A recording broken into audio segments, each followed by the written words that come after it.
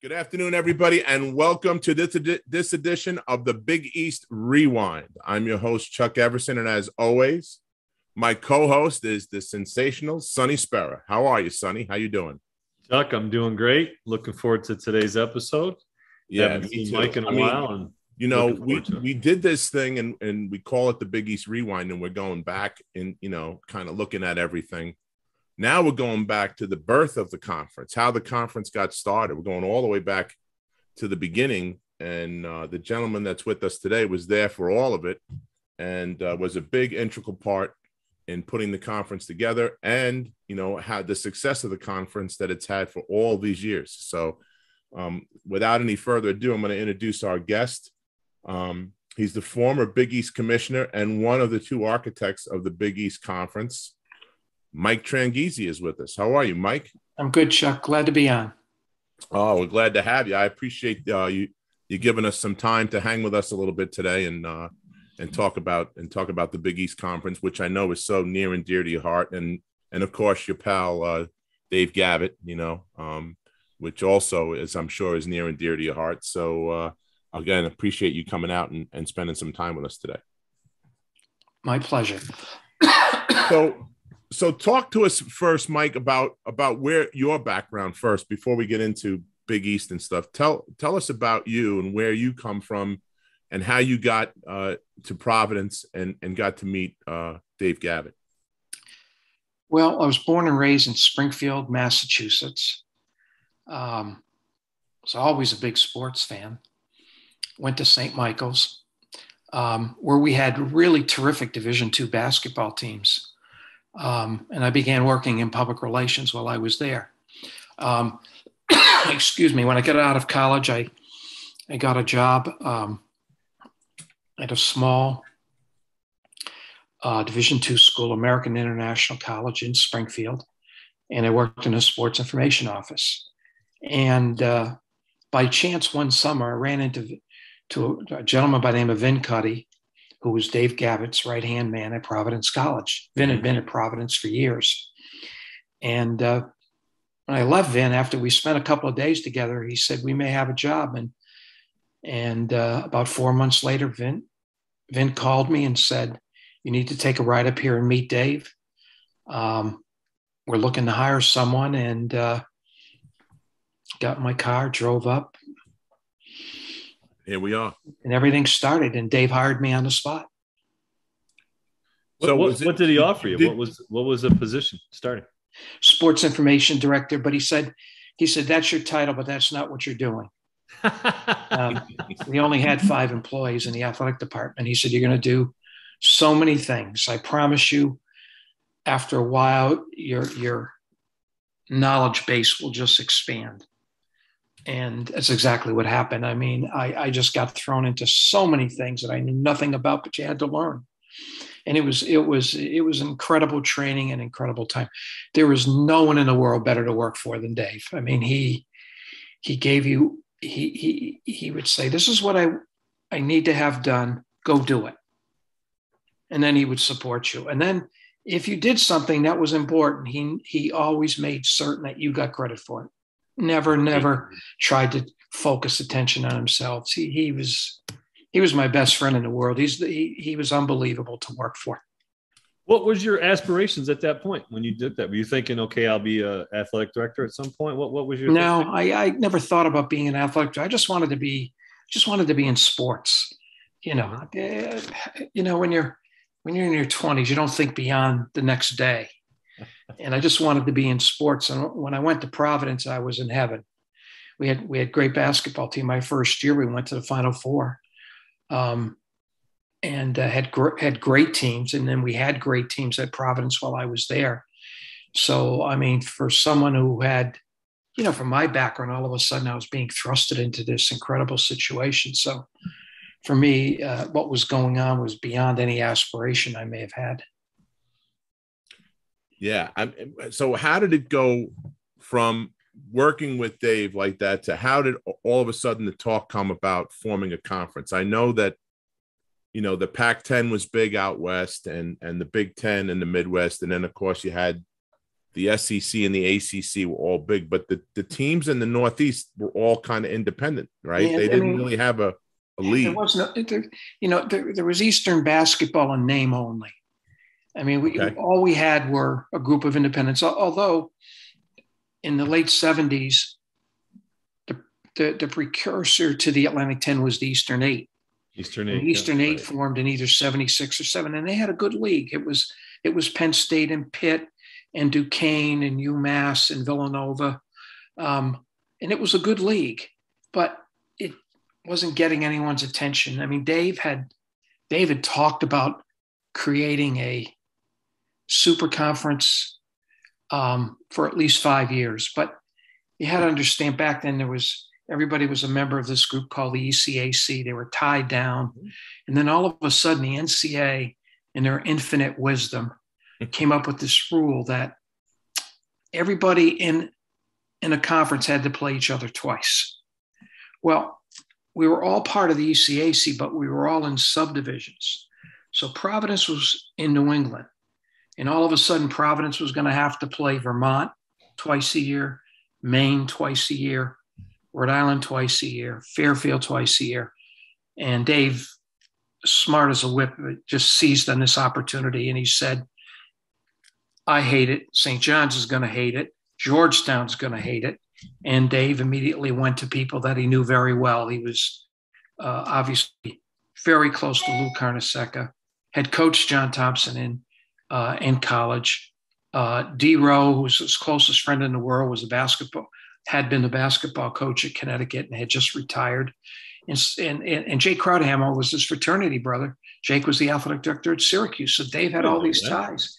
Wow. And he brought everybody together. I don't think anybody else could have created it other than Dave. Dave, he just knew how to touch certain buttons. I mean, the person who was adamantly opposed to it was Louis Carnesecca. And I remember Dave one day saying to me, I'm going to Europe. So what are you going to Europe for? He says, I'm going for the European Basketball Championships. And I said, Dave, what are you doing that for? And he gave me some nebulous reason. Well, what it was is Louis was there because Louis was sort of a consultant to the Italian team. That way, Dave and Louis got on a plane and came home together, sat side by side for 7 hours. And as Louis often told me, he says, Dave talked me into it on the plane ride home. And that was the origin of putting the whole thing together. Wow. So that's the whole genesis essentially came from the NCAA wanting to have and forcing, and then all of a sudden that created a certain number of people who, like you said, were going to be unhappy, and he seized that moment. Everybody was comfortable where they were, and Dave always said to me, it's hard to get people off of something when they're comfortable, right, and they're totally in charge. All of a sudden, everybody was being threatened by this rule, so Dave seized upon it and brought everybody together, and then sold them on the idea. And he didn't sell them on the idea that we were going to have a nice basketball conference. I mean, he told them, he said, we're going to be more than that. We're going to be a power conference in a short period of time. We're going to get on television, and we're going to recruit the kids to stay home because they were all leaving. Right. And lo and behold, that's what happened. And we're going to win a national championship in 4 years. I don't know that he said 4 years, but he said we would win national championships. Well, I mean, it happened, right? Back to back, 84, 85. I mean, who does that in 4 or 5 years of a conference? I mean, it was, it was just remarkable. It happened. We had so much success so quickly that at times, it was overwhelming. You took a step back and went, oh my God. But one of the things Dave always preached, he was great at this. He would always remind me and everybody else, used to say, don't gloat, enjoy it, but be humble about it, because you're not always going to have the best team or the best conference. It just doesn't work that way. And so I think we made a lot of friends along the way. We made a lot of friends in the East because all of a sudden the East was galvanized. And It wasn't just our office, it was our coaches, it was fans, it was the media. Everybody now had an identity, and we ran with it. Yeah. Who were some of the schools that were the almosts? Who were some of the fringe schools that were in the conversation initially? Well, these schools that could have gotten in, if they had chosen, was Holy Cross. People forget how good Holy Cross was then. They were very good. Yeah. And they were Providence's biggest rival. We had in the 70s, we had incredible games with Holy Cross. Plus, George Blaney was coaching Holy Cross. George was a great friend of Dave's. But Father Brooks, the president at Holy Cross, just thought that, Holy Cross is a great academic institution. And he thought bringing this, quote, sports league, or as he referred to it, basketball league together would somehow tarnish their reputation.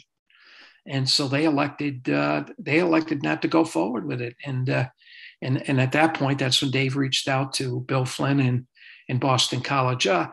Everybody else, the start was Providence and St. John's and Georgetown and Syracuse, and those four were there. D. Rose, Dave's best friend in the world, was at Connecticut. I knew that Connecticut was going to be in the league. Jack Kaiser at St. John's felt very strongly about another New York school. And he was good friends with Richie Regan, who Dave knew, and obviously knew Billy Raftery was coaching there. And right. So we put the seven of them together. Dave did talk to Temple because Villanova was not available, but Temple was a member of the Eastern Eight, and they were playing football, and they wanted to stay aligned with Pitt and Penn State and West Virginia, which is understandable. So Villanova had one more year in their membership agreement with the Eastern Eight. So Villanova joined the league in year two. So he gets Louis first. I didn't know that. He gets Louis first to come in. How does he go about getting these other coaches to see kind of his vision of what? Well, he dealt with them all separately. Like Jake Krauthammer was the athletic director at Syracuse. They were fraternity brothers, and Dave convinced Jake this would be a good thing. Jimmy Boeheim was a brand new head coach. I think Jimmy was in his second year as a head coach at Syracuse when we were talking. So Dave's focus was to deal with Jake. And at Georgetown, Dave had coached John. And John trusted Dave. And Dave just said, John, this is the right thing. And all John wanted to hear is, are we going for it? I don't want to hear, are we going to go for it and try to win national championships and be the best conference we can be? And Dave assured John we would do that. Wow. Yeah, it's wild because he was ahead of his time in a lot of ways, Mike. We've had some other folks on. We had Billy Raftery on, and we've had Coach Boeheim and PJ and some of the guys. And everybody talks about the same thing. As far as his people skills go and putting guys together, there was nobody like him. Because he's doing all this stuff on his own and working all these different coaches and convincing them to go in the direction that he wants to take the conference. And he would do stuff like at coaches meetings and stuff, put guys that weren't getting along in the meeting, put them in the same golf cart and make them, go out and play together. A lot of those stories, probably the best story I can tell you is this was like in the late 80s. And I was at a Connecticut game, and the game was over, and I was standing outside the Connecticut locker room talking to Jim Calhoun. And Dave was coming down the hallway. Now, I'd known Jim for a long time because I went to graduate school at American International College. And one of my many jobs then, I was a PA announcer. And Jimmy Calhoun played at American International College his senior year when I was there. So Jim and I knew each other. And I was standing outside the locker room with Jim, and Dave's coming down the hallway. And he looked at me and he said, I know Dave's mad at me, and he's going to come down here and rip me. But I can't get mad at him, he said. And that was it. Dave had this hold on people. People just respected him and trusted him so much. Even little things, Mike, like we've talked about the luncheon that we have at the Big East tournament every year, and how you have two guys from each team sit at a table. I thought that, looking back on it now, as an older guy, what a brilliant idea that was. That was Dave's idea. The first year we had the luncheon, and we had teams who absolutely hated each other. Yeah. Oh, yeah. They hated each other. And Dave said, "This is what we're going to do." I said, "David, Michael, this is what we're going to do. Everything will be fine. Don't worry about it." And so we did. We put a Georgetown player with a Villanova player with a Connecticut player. Right. That first year there wasn't a lot of conversation at those tables. No. No, there wasn't. I can attest to that. Yeah. Dave just said, "Hey, this will be fine." And years later, as I run into players there's such incredible relationships. Like, for example, an obvious one. I mean, Patrick and Chris. I mean, they're great friends. And Eddie Pickett. Those three guys are great friends. I mean, they hated each other when they played. I mean, those games were wars. Yeah, there's a bond, Mike, that happens because the only thing that was different really was the color of the jersey that you were wearing, but everything else, it was very similar experience for everybody that played in that conference. It was, and everybody took great pride in the Big East, so that when, it was like that old saying, we can fuss with each other, but when we get outside, no one better mess with us. Yeah, right. Exactly. And I remember when we put the three teams in the Final Four, everybody was like over the top excited about it. Let me ask you this: like the tournament, the Big East tournament started. I can't remember where it started. I know it was in Syracuse in year 2, and I know it was first year was Providence. So Providence. Second year was Syracuse. The third year was Connecticut. Connecticut, right? When Dave formed the league, we met the Friday afternoon prior to Memorial Day weekend in 1979. And the meeting was adjourned and we had formed and we were going to go out and announce it. And Dave said, oh, by the way, I just want to let everyone know, we're going to play the first 3 tournaments. We're going to go Providence. We're going to go Syracuse. He didn't ask. He just told them. And he said, but we'll be going to the Garden very shortly thereafter. Oh, so he that far. Oh God, yes. And everybody looked at him and I'm laughing because I knew Dave had that in the back of his mind. So now we play the first year, and now we're now in year 2, and I'm in the office one day and the phone rings and it was John, and he said, Michael, it's really important. I need to talk to Dave. I said, John, hold on. He's in a meeting, but I'll get him out of there. I went in and Dave's waving at me. I said, no, you got to come and take the call. And he took it and it was John. So he talks to John for about 10 minutes and he comes out and he said, we're going to Madison Square Garden. I said, what happened? He said, John got Patrick. And a week later, we went to New York, met with Michael Burke, who was the president of Madison Square Garden at the time, Sonny Werblin and Frank McGuire. And and we began talking about taking this tournament to New York. I'm going to touch on that some more, but before we do, I want to ask you, so you mentioned being the SID, you were going to have other jobs that really weren't part of the SID role. And I know that you were the guy that they said, okay, go out to Bristol and talk to this sports company about getting a contract with us to get us on TV. How did that work out when you went out to ESPN? You have to remember in 1980, Dave was the 1980 Olympic basketball coach. That was the Olympics that was canceled. Right. Probably the greatest disappointment in Dave's life. He was absolutely heartbroken by it. But in 79, that summer, the team had already been selected. They were going to tour. So we met on Friday, and then Dave and I went out to dinner that night. And he said, I'm leaving tomorrow. So I'm going to be gone now for 2.5 months. And he said, I got a list of things here I need for you to do. I said, well, I'm still working at Providence. What do you want me to do? Oh, don't worry about that. You'll take care of that. These are the things I want you to do. And at the top of the list was you got to get us on television. So I asked him if I could hire someone to help me. There was a PR firm in Providence, and the head of the PR firm was a great friend of Dave's and mine. His name is Dave Duffy. And Dave Duffy I just went out and talked to everybody. And one day we got in the car and drove to Bristol. All they had was a trailer. That blows me away compared to what they have now, right? That's and we went in and we talked about them, and they were interested because we were saying to them, we're going to produce our own games, and we'd be prepared to give you a free satellite feed if you would carry it.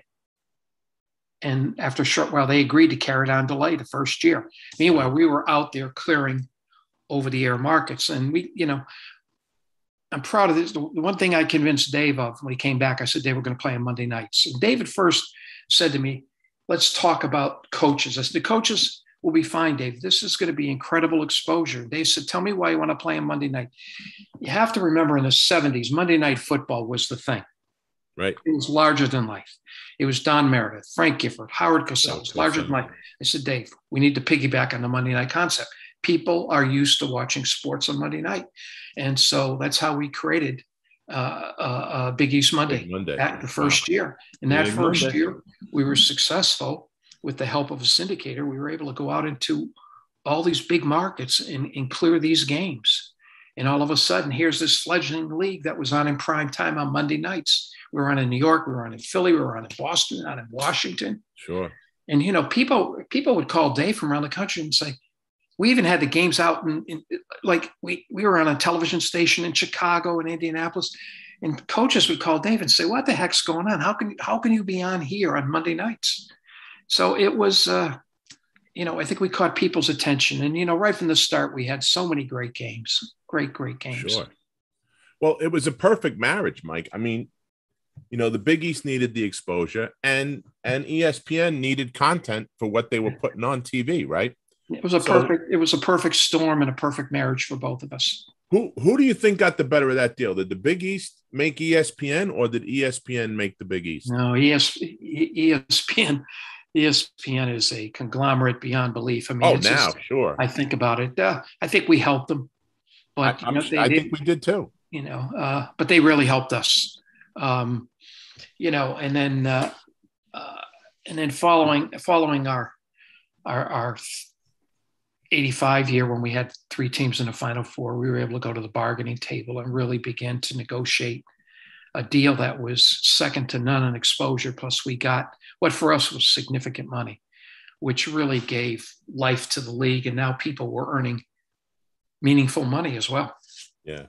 You're leading me right to the next question, Mike. You're doing fantastic. When you mentioned 85, okay, how big, and you mentioned Patrick, but that class that came in with Eddie and Chris and Patrick and, you know, all those guys that came in that class, that, I mean, talk about how big that was for the conference to put those stars on the floor. You know, and it wasn't something that took time. It was instant. I remember the first time St. John's played Georgetown.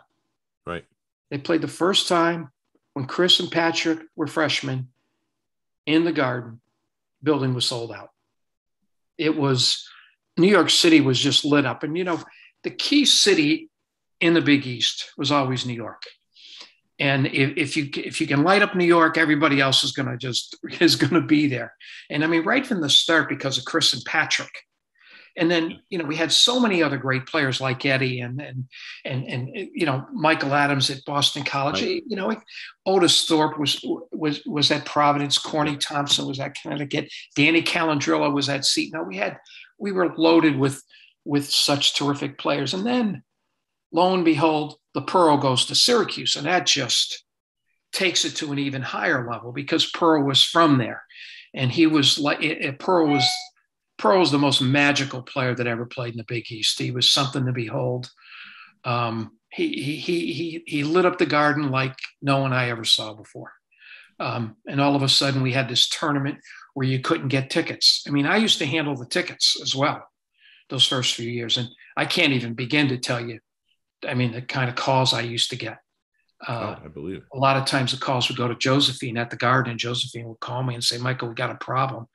And I'd say, Joe, we don't have a problem. Who do we have to take care of? I mean, we took care of more people in the 24th hour, you know, hit them in a cubby hole, put them up in a scouting box. We did what we had to do.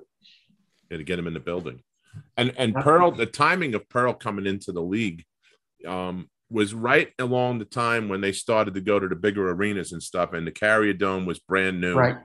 Right. Carrier Dome was like, what, a year old or 2 years old? Yeah. I mean, and that wasn't just by happen chance. That was Dave telling them they were going to bigger buildings. Right. That was all part of his mantra right from the start. And, you know, he forced people to go to bigger buildings. If you didn't go, he was going to make you go. And a couple of people he had to push pretty hard, but, you know, that was the plan. And obviously, he said, we're not going to go televise. We're not going to televise our games in little bandboxes across the country. It's the wrong image. We gotta go big, and we got to sell the tickets. And people said, well, we don't know if we're going to sell the tickets. And Dave said, if we have these players, we will sell tickets. I mean, you know, Patrick was in the league for 4 years. I would assume, I think Patrick never played before anything other than a sellout, wherever Patrick went. And the same with Chris, and then when Pearl came into the league, the same thing. What's funny is the NBA followed suit, right? You have the players, you're going to sell tickets. The NBA, all of a sudden, now they're starting not really promoting Knicks Celtics. They're promoting, right? Ewing versus Magic. They're promoting the players. I mean, that was David Stern's whole approach. Yeah. Back in the 80s, was to promote superstars rather than teams. Yeah. And it's interesting. Dave seized upon it, and he said the difference between college basketball and pro basketball is that the pro game is about the name on the back of the jersey, right, and the college game is about the name on the front of the jersey. That was one of Dave's great lines. Yes, genius. Let me ask you this now. Dave is the and along the way, I'm sure that the job, the job description for you just got longer and longer and longer. I had no job description. Trust me. Dave gave me a title, and I remember he said to me, "Just forget about it." I mean, I was the only employee the first 2 years, and I had a secretary, and I've never worked harder in my life, but I didn't look at it as hard work. I was doing stuff that I loved to do. I mean, I was doing the normal day-to-day stuff. I was the accountant. I did all the television stuff. We did the advertising stuff. I learned how to assemble people so we could put games on TV. Hired a guy by the name of Billy McCoy, was our first director. He was fabulous. Billy taught me so much, taught me about satellites, how you order them, mm-hmm, the kind of problems, how you worked against it. And then, we hired Lenny Berman, who was working for WCBS in New York. Lenny, I knew from Boston. Lenny was a pro and was great. Immense help. And then very shortly thereafter, Billy Rafter retired, and Billy decided to not coach in October.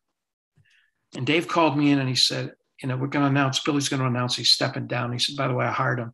He's going to be our analyst. I said, Dave, I already hired someone. He said, I know, but you got to get us out of that.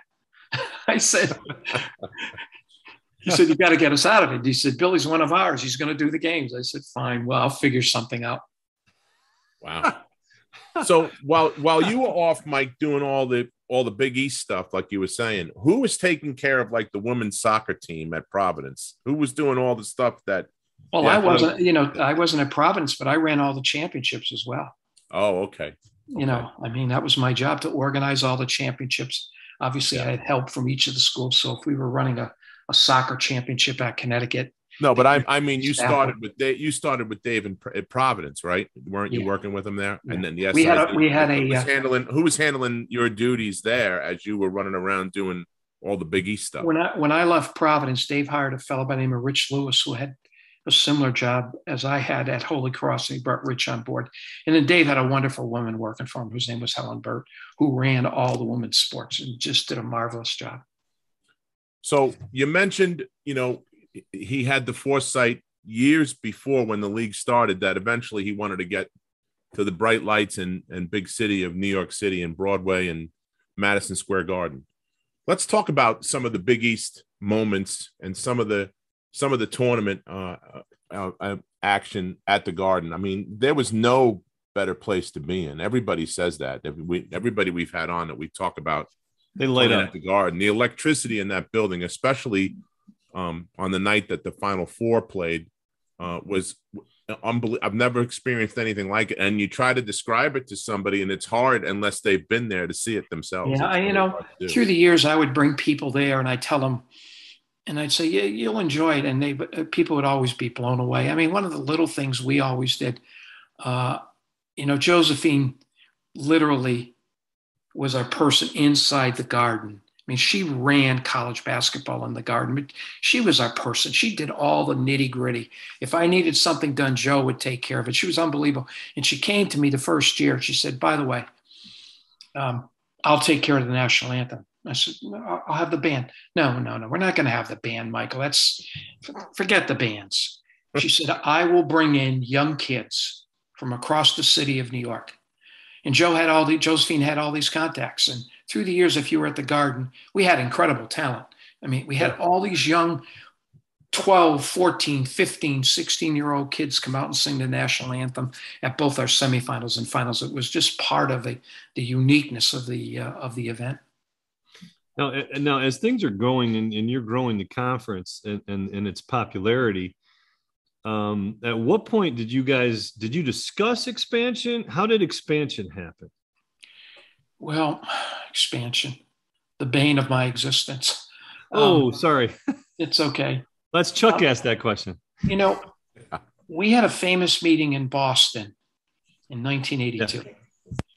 And at the time, Penn State, which was the most powerful football program in the East and one of the 3 or 4 best football programs in the country, was talking very seriously about forming an all-sports conference. I know Syracuse was scared to death. They were talking to Syracuse. They were talking to Boston College, talking to Pitt, talking to West Virginia. And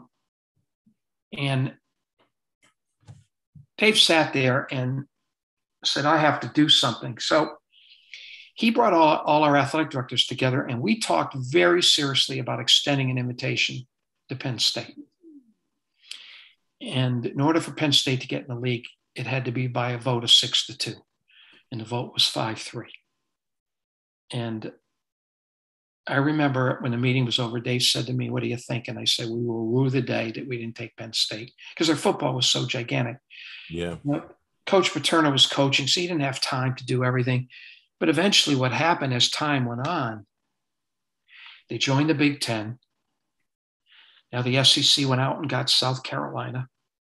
And all of a sudden, I mean, football's larger than life. It controls television money. And all of a sudden we became pretty vulnerable because Syracuse, Boston College, and now Pitt.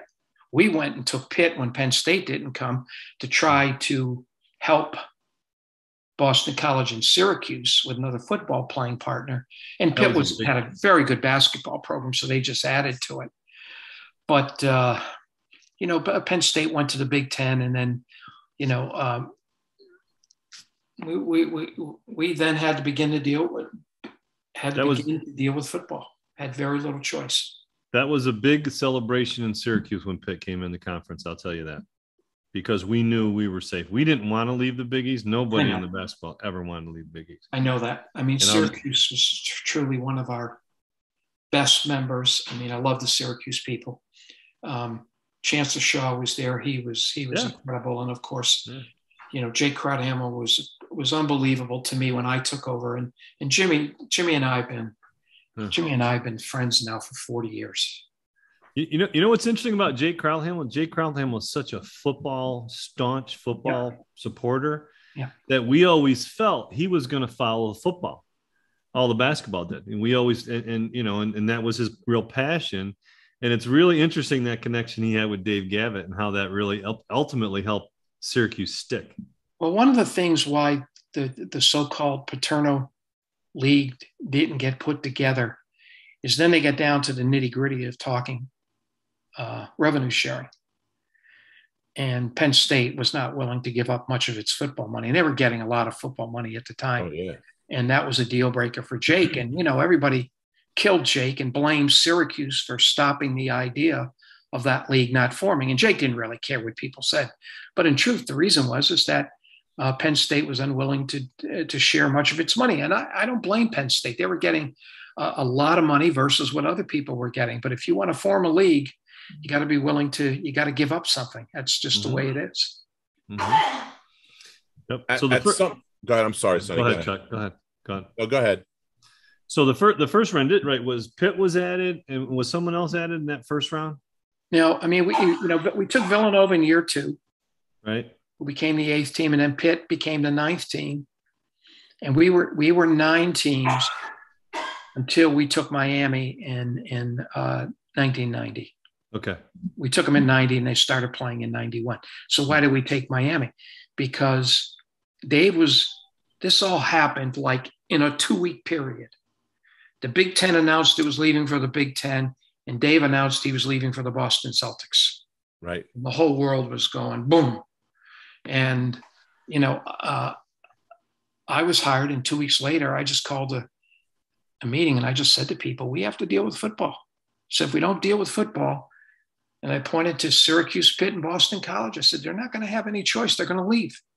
And Syracuse spoke to that and said, we're not going to have much choice. So we need to do something.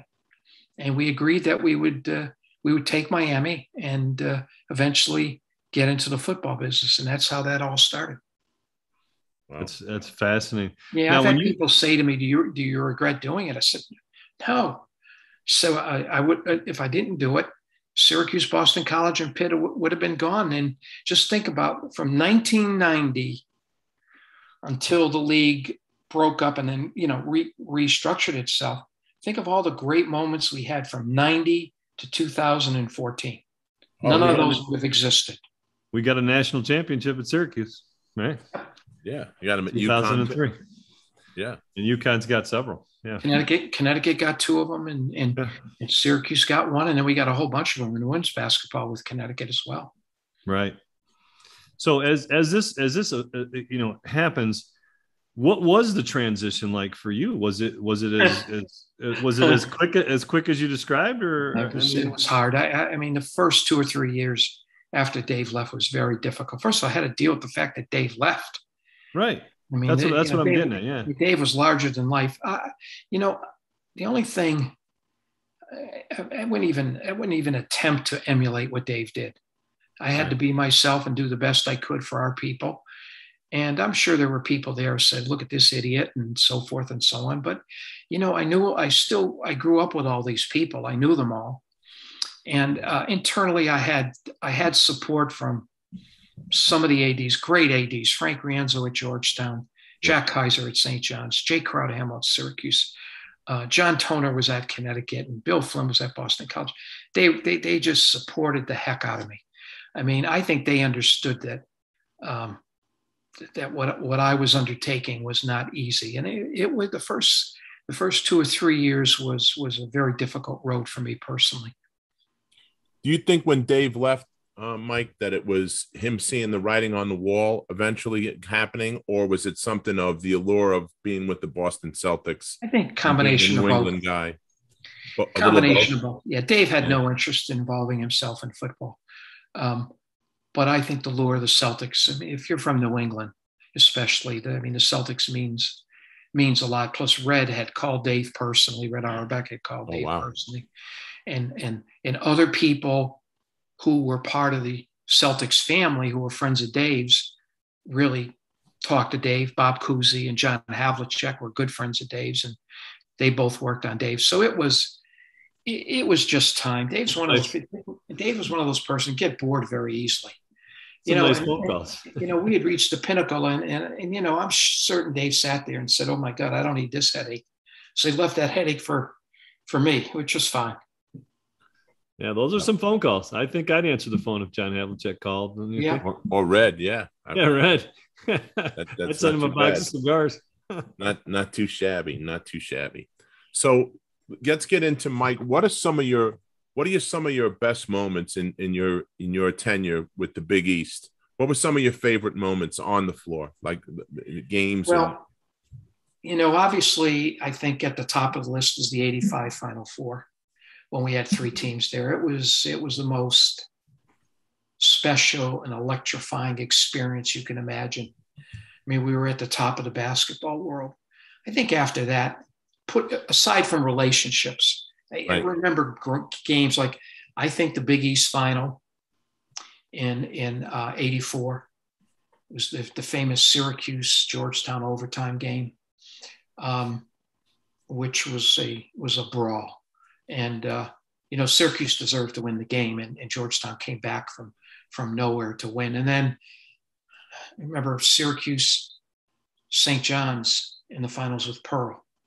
Yeah. Pearl put on a show. Pearl had put a show on in the game they lost to Georgetown. Now he's playing St. John's in '86 in the finals, and St. John's wins at the buzzer with about 6 seconds to go on a Ronnie Rowan jump shot. And I'll never forget it. The vote came in for MVP, and I walked over to see Louie, and I said, "Lou, I need to tell you this because I need your help." I said, "The MVP is Pearl Washington." And he said to me, "No problem." And we announced Pearl Washington. And I'll never forget, Pearl came out, he was crying. He was devastated by the loss.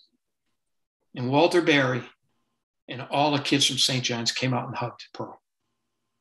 You can't write a script. You go later. You can't. Remember '96 the Connecticut Georgetown final featuring Ray Allen and Allen Iverson. It was one of the ugliest games ever played. Nobody could get shots because the defense was so tenacious, and the rules were different then.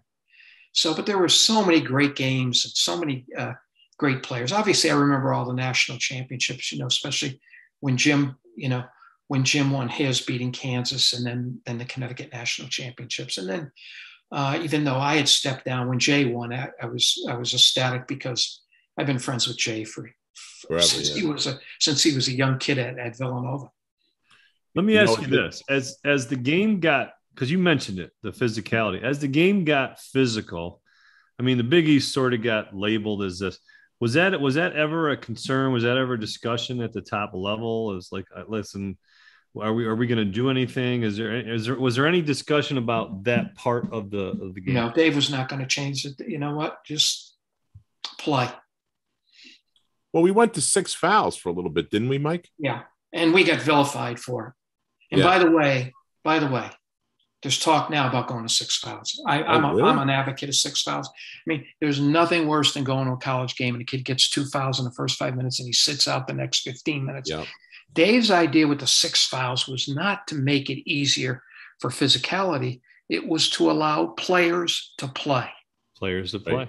Yeah. Nobody wants to see. So, in fact, Danny Gavitt, when the talk has started to intensify, and I texted Danny and I said, Danny, your dad had this right 30 years ago, except the fools couldn't understand it. That's true. And let me ask you, so do you think the physicality of Big East play and the fact that Georgetown was the team that everybody loved to hate, you had to have a bad guy, I guess, and they kind of wore the black hat in that regard, because of it just seemed that every time a big game would occur, Georgetown was in the middle of some type of physical contact, or you look at. You mentioned the '84 championship game. We had Mike Graham on with Andre Hawkins talking about that, and then we had Froggy Paparo on, who was the official. Yeah. So we got all three perspectives of that whole thing, and Froggy said that he threw him out, and then he came back and he talked to the other official, which I believe was Jody Silvestri. Sylvester and Larry Lambo. Larry, yeah. They were the officials on the game. And Jody said, well, he didn't make contact. And Froggy told him, well, if I took a gun out and shot you and missed, isn't it still attempted murder? So that was what happened there. It was a wild night. I mean, Jim was incensed about Michael, Michael not being thrown out. I mean, our league was physical. But we had big, talented players. Yeah. I mean, it was just the way the game was played. It wasn't like we were teaching players to go knock each other down. We just had big bodies. Yep. And the NBA, by the way, was a very physical league at the time. You're talking about Pat Riley and the Knicks and Charles Oakley and those teams. Yeah. I mean, the point is, the way the NBA plays always surfaces down. And I mean, all the kids in our league were from the Northeast. They all wanted to play in the NBA. Right. That's the way people played. And we officiated that way. I remember Timmy Higgins telling me one night, he said, Michael, I go to the ACC, I go to the Big Ten, and he said, everybody's guarding like this. And he says, you come to the Big East and everybody's guarding like this. He said, if you could officiate in the Big East, you could officiate anywhere. And we had some great officials then. I mean, really. And you know what? Everybody was like a rock star, Mike. I mean, you had coaches that everybody knew their names. Right. And we had officials on. We had Timmy on too, and we said to him, hey, look, it's one thing if somebody's yelling from the Blues and saying, hey, ref, you stink or whatever, but when they're yelling your name, it becomes personal. Everybody knows the guy's name. Officials he goes into Smith and Walensky's after the game, and everybody's, hey, Timmy, you blew that one. Hey, what happened to this one? Yeah, I'll never forgive you for that. You cost me this. Yeah. Right. The officials were rock stars back then. I mean, they were larger than life because they were on TV every night and they were in New York. They were in New York or in Philly or Boston. And we had the same core of officials. So fans got to know them. Yeah. We had the same 6 or 8, whatever it was, how many. And what they have said, too, is they said that Dave Gavitt not only did a good job organizing, took very good care of them. So there was a very nice human side He did. that they all recognized. Dave Do you knew want to talk tough, to that at all? Dave knew it was a tough job, and he always that was a priority for us. And we had a great coordinator of officiating in Art Highland, who started with us at the beginning of the league and was with the Big East all the way through my tenure, and then stayed on a few more years after that. Art was great, and the coaches Art was the one who had to deal with our coaches, which was not fun, but they respected him, but they couldn't bully Art, and that was really, really important. With everything that went on, Mike, did you ever feel that you didn't get, the notoriety or the accolades that you should have gotten for being right there from the ground level, that doing all the stuff that you did to make the conference what it was and what it still is today? Not really. I mean, we all have egos. I mean, anybody who says you don't have egos is lying. But I love working for Dave, and I had notoriety within the Big East family. Our coaches knew what I did. Our athletic directors knew what I did. And more importantly, Dave knew what I did. Right. And I was happy with that. I didn't need to have my name in a paper. And that was one of the things I was always uncomfortable with, even when I had the job. I mean, there are people who gravitate towards that. It just wasn't that important to me. I knew what I did. Dave knew what I did. Everybody else who was important knew what I did. And that was enough for me. Yeah. I mean, I get what you're saying, and I agree with you. I mean, you like you said, what you did, and so does everybody else. And believe me, the guys that played and the guys that have come through the Big East Conference, they all know what you did too. And I think that's the most important thing. It's gratifying, believe me. Yeah, I agree with you. I mean, it's, it became one of the best conferences in the country, maybe the best conference in the country as far as we're concerned. But we had 2 stints where we were by far and away the best basketball conference in the country, obviously in the 80s with Patrick and Chris and Eddie and Pearl and Walter Berry and on and on. Then we hit a lull when I took over. And part of it was, David left, but we lost coaches. Rowley left, Louis retired, PJ left, Rick Pitino had left. I mean, we lost an all-star cast of coaches, and all of a sudden our recruiting wasn't quite as good. And then, thankfully, Connecticut and Syracuse really sustained us during a down period, and I think it allowed us to get our footing back. But I think one of the most important things I ever did was in '96. I convinced our presidents to take the tournament back and play it in prime time. People forget. In '90, we signed a contract with CBS. We began playing our finals on a Sunday afternoon. Sunday at 1. Yep. And I finally went to our presidents and I said, we have to change this. And I have to tell you that it was a big fight. They were not happy because, they threw in my face, it was an extra day of missed classes. And I was saying, give me a break. Yeah. How did I get it through? Because before I took it to the president, I went to our coaches. I went to John. I went to Jimmy Calhoun. I went to Jimmy and made certain that they were going to support it. And they pressured. They wanted to play in prime time. And by going to prime time, we were able then to go and make a mega deal with ESPN where they began televising our entire tournament from start to finish. No other conference had that. Start to finish, no delays. And our championship game was the featured game on Saturday night. So the first year we go Saturday night, 96, Allen Iverson versus Ray Allen in one of the great championship games. And that sort of thrusted us back in the limelight. And then obviously we made some great coaching hires. Jay went to Villanova and some others, and we really began to pick up again. In fact, I think it was my last year or the year after I left. We had 11 teams in the tournament. Yeah. And both Connecticut and Villanova were in the Final Four that year. Yeah. That was, yeah. I mean, listen, the accolades that the things that the conference has accomplished are second to none. And you talked about it briefly let's go into that a little bit. In 85, the 3 teams in the Final Four. You know, that's never happened before or since. That's the only time it's ever happened in the history of the. And we almost had a 4th team there, which very few people remember. Right. Memphis won the Southeast Regional. Mm-hmm. They beat Oklahoma in the final. Oklahoma beat Boston College at the buzzer in overtime. And that Saturday, Georgetown played Georgia Tech in the Eastern Regional Finals in the Providence Civic Center.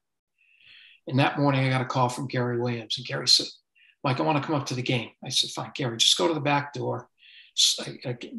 Gary knew what to do. And I remember talking to Gary at halftime, and Gary said to me, Michael, if we'd won that game, we would have beaten Memphis.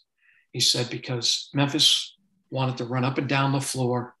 They were used to playing man-to-man in their league. Gary was a predominantly zone team. Gary felt very strongly that he would have gotten there. And we came that close to getting 4. There's been a couple of times when there was a chance for the Big Ten and the ACC to get 3 in the Final Four, but it's never materialized. It's a hard thing to do. It's not impossible, but it's hard. Oh, yeah. Yeah. And it, you know, the thing was too, and we had guys from each of those 3 teams on together, and we talked about that Final Four. And St. John's was thankful that we won, but then they were praying that they beat Georgetown because they figured that was it. They would definitely beat us. They kind of had our number that year. We did. And we kind of had Georgetown's number. I mean, once a year, we for my 4 years at least when I was there, we beat Georgetown one time. We played Georgetown in 85 twice, really close games, both games. Yep. You know, it's funny. The year Syracuse won the national championship, they couldn't beat Connecticut. Connecticut didn't beat them. Connecticut browbeated them to death, both regular season meetings. And it was funny. You know, Jimmy, I remember because I traveled with Syracuse that year. He did not want any part of Connecticut. It's just one of those things. Certain teams fit with certain teams. Mm. And, you know, Connecticut that year lost in they lost to Mississippi State in the regional semifinals. And then Syracuse ends up playing Mississippi State in the Final Four that year. And in 96. And Syracuse beats them. I mean, certain teams can play certain teams. It's one of the great mysteries of college basketball. Yeah. Let me ask you a question. When the reconfigured Big East really doubled down and said, listen, we're going basketball, we're going back to our true roots. Is there any advice that you would give them now? Like we had John Fanta on the other day, wonderful guy. And is there any thoughts, like any advice you would say to them, say, okay, listen, this might come knocking, that might come knocking. Here's some strategies to solidify or strengthen your conference. I mean, any thoughts on? Well, I think the Big East is in a very good place. I mean, a lot of people think that the football schools want to take it over the tournament. That's pure hogwash. I mean, they don't. They have no interest. I mean, they're getting all the money anyway. They don't want the headache of it. Plus, if they ever tried to drive everybody out of the tournament, Congress would get involved. Trust me, nobody wants to deal with Congress. So I think the Big East is in a great place. I was a strong advocate for them to take Connecticut. That was a good move. I helped Connecticut along the way. I talked to Val Ackerman a couple times, and I told her how good I thought Connecticut would be as a member. I think some people misconstrued that Connecticut left the league and somehow was not loyal, which is so far from the truth. I mean, they and Syracuse were 2 of our best members. And I think Connecticut has just made the league stronger. I don't think the Big East has to do anything right now. I don't know that there's a team out there that they could add that would make the league better. And the problem is if they take another team, they probably have to go to divisions now. And now everybody doesn't play that double round robin format. And I can tell you the coaches love double round robin. It is the true form of conference play. You play somebody once, you figure out how they play, and now you got to adjust and they play a second time. Oftentimes you see, team A wins the first game, team B wins the second game. It's great stuff. That's it. So let's wrap it up with this, Mike. Give us your final thoughts on your good friend Dave Gavitt, what he meant to the game of college basketball and what he meant to the conference and what he meant to you as well, he was my closest friend in the world. He was the best man at my wedding. Oh, really? He was my mentor. I know you, Chuck, I know you know Dana O'Neill. Sure. Dana worked for the Philadelphia Daily News for many years. Mm-hmm. Then she went to ESPN, and now she's with The Athletic. Does a great job of covering college basketball. She has a book coming out in November. Yep. And the name of the book is the Big East, the most interesting and influential basketball conference in history.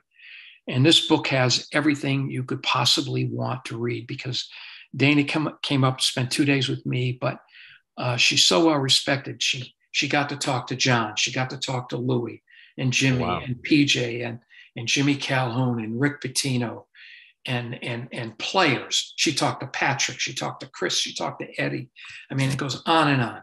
And the book's coming out in November. So if people get a chance, I mean, Dave was larger than life, but he was so approachable. Dave, I always say to people, Dave could meet the King of England at 8 o'clock and then could meet a janitor at 8:04.